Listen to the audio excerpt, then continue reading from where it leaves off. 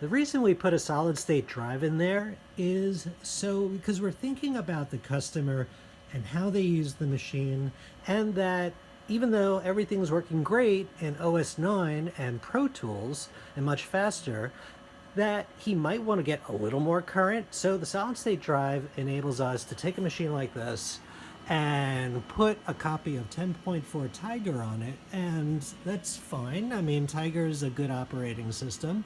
I understand that it's also years old, and yeah, it's not going to work with everything that's out there, but that's not the point. The point is to have a working computer doing what you want it to do and not having to be compatible with everything that's new. I mean, you can get another computer and use that if you want, but this computer, if it runs, it can be repurposed. So you also have to consider that the application stack is not going to be everything that's new also. You have to pay attention to that part of the equation. So what do I mean by that?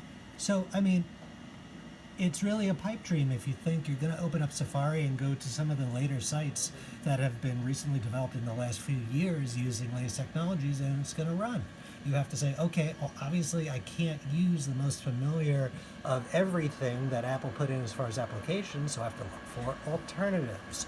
So if you're going to run 10.4 Tiger, you're not going to want to use Safari. You're going to want to use a Firefox offshoot called 10.4 Fox. And 10.4 Fox is not an old browser, it's actually a new browser. It was developed with people in mind who are using Tiger, and it is totally up to date. It has HTML5 capabilities in it, and it can pretty much go to any website that you want without getting any messages that it's deprecated or it's unsupported and so on and so forth. It's totally supported, it's totally built with all the latest tech. It's just built for an older operating system.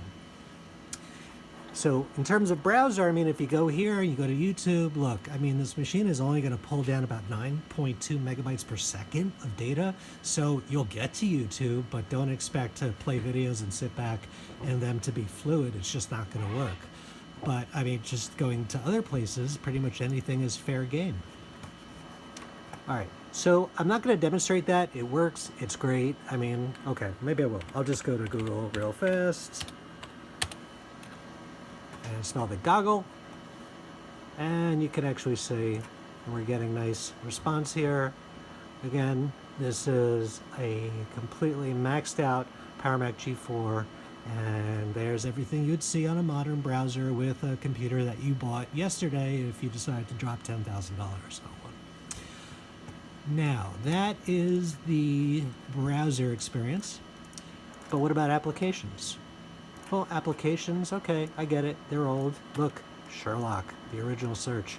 iSync, anybody who goes back knows what kind of a mistake that was after a while. Anyway, I'm not going to knock Apple too much, at least not in this video, because we're working with vintage stuff, and vintage stuff could be really fun if you know how to use it.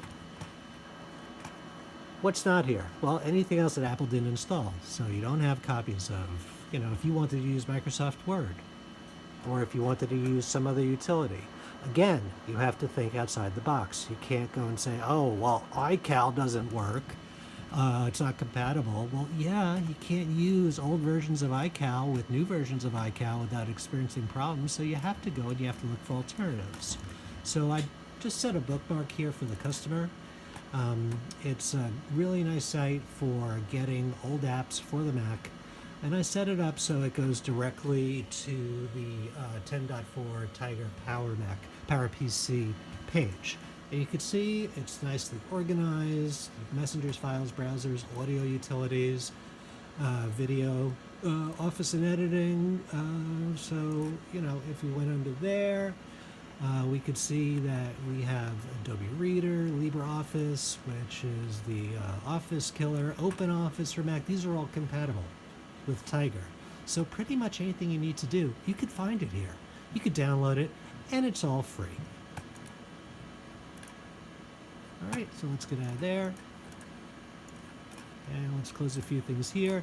So we just want to make sure that the customer is current moving forward, that they could not just use it for what they said they wanted to originally, but we're going to give them something extra. They'll be able to at least use OS X. They'll be at least they'll have a decent amount of speed, and they'll have a machine basically that was built to not fail. So I mean, theoretically, this machine could keep going for another few years. I'm not suggesting it's their main machine. I'm suggesting that it's another machine that they could use that's dedicated for this purpose with a few extra bells and whistles thrown on that actually matter and make the machine more contemporary. All right, so that's it for me. I hope you enjoyed